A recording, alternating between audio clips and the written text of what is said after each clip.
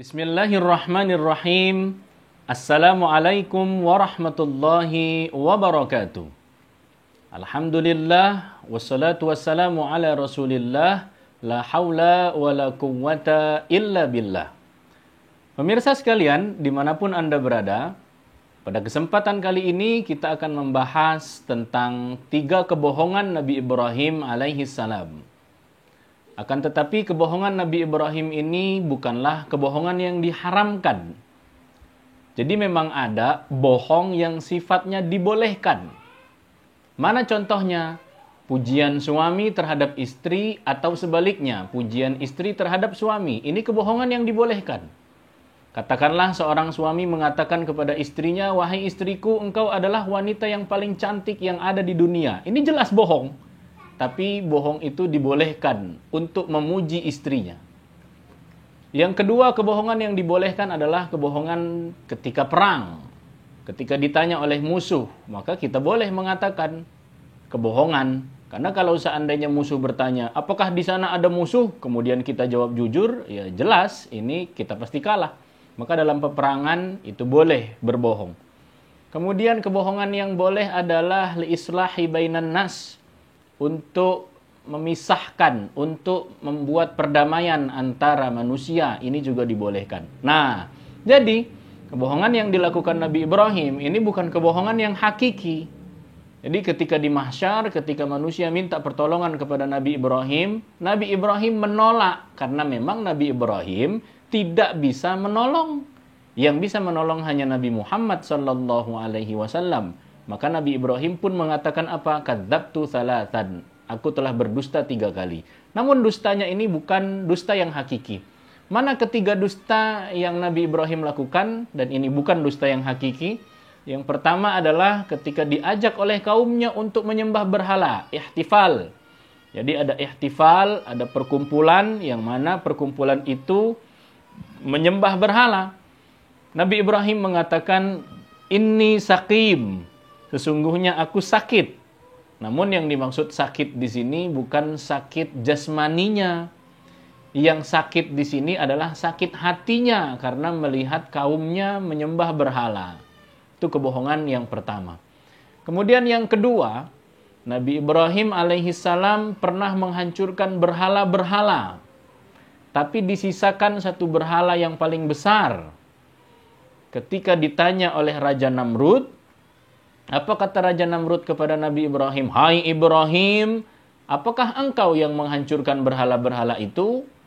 Nabi Ibrahim alaihissalam pun berkata apa? "Tidak, aku tidak menghancurkannya. Coba kau tanya kepada berhala yang paling besar." Karena ketika Nabi Ibrahim selesai menghancurkan berhala-berhala, disisakan satu berhala yang paling besar, kapaknya ditaruh di situ. Kapaknya ditaruh di situ. Itu buktinya berhala itu memegang kapak. Mungkin saja berhala itu yang menghancurkan berhala yang lainnya. Lalu Raja Namrud pun mengatakan apa? Lah, berhala itu tidak bisa berbuat apa-apa. Tidak mungkin dia yang menghancurkannya. Apa kata Nabi Ibrahim? Sudah tahu tidak bisa berbuat apa-apa, kok masih kalian sembah? Saat itulah baru Raja Namrud marah. Kemudian Nabi Ibrahim pun dibakar. Akan tetapi api tidak dapat membakar Nabi Ibrahim alaihi salam karena api pun nurut daripada perintah Allah Subhanahu wa taala. Itu yang kedua.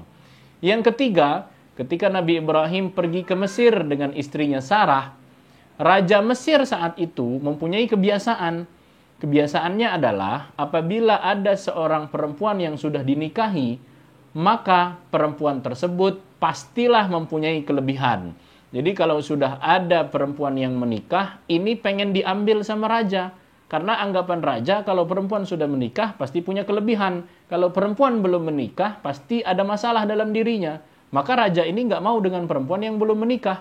Nabi Ibrahim pergi bersama Sarah, dan Sarah ini adalah perempuan yang cantik. Ketika dilihat oleh Raja Mesir saat itu, Raja Mesir ingin mengambil Sarah daripada Nabi Ibrahim. Lalu raja pun bertanya kepada Nabi Ibrahim, "Siapakah ini? Apakah ini istrimu?"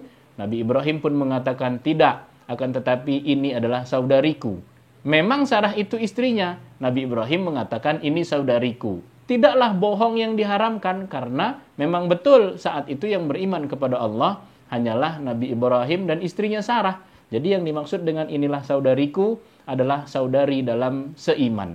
Itulah 3 kebohongan Nabi Ibrahim alaihissalam, akan tetapi bukan kebohongan yang diharamkan, tapi memang ada bohong-bohong yang sifatnya dibolehkan. Sebagaimana telah kita jelaskan di awal tadi. Seorang suami memuji istrinya, ini boleh.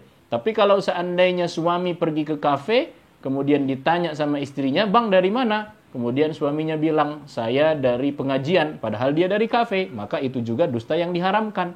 Dusta mana lagi yang diharamkan? Katakanlah orang tua menjanjikan sesuatu kepada anaknya, namun tidak diberikan apa yang telah dijanjikan. Itu juga termasuk dusta. Misal, kadang kita manggil sama anak kita, "Nak, sini nak. Nanti mama kasih permen, nanti papa kasih permen." Anaknya sudah datang, permennya tidak kita kasih. Itu juga termasuk dusta yang diharamkan. Dan sebagaimana di dalam hadis disebutkan, jauhilah perkata dusta, karena dusta ini membawa kepada fujur, membawa kepada keburukan, dan keburukan ini membawa kepada api neraka. Dan kalau seandainya seseorang sudah membiasakan dirinya untuk dusta, maka akan tertulis, maka Allah akan mencatatnya sebagai seseorang yang pendusta. Wal'iyadzubillah, wallahu a'lam bisawab. Semoga Allah memberkahi kita semua. Wallahul muwafiq ila aqwamit thariq. Assalamualaikum warahmatullahi wabarakatuh.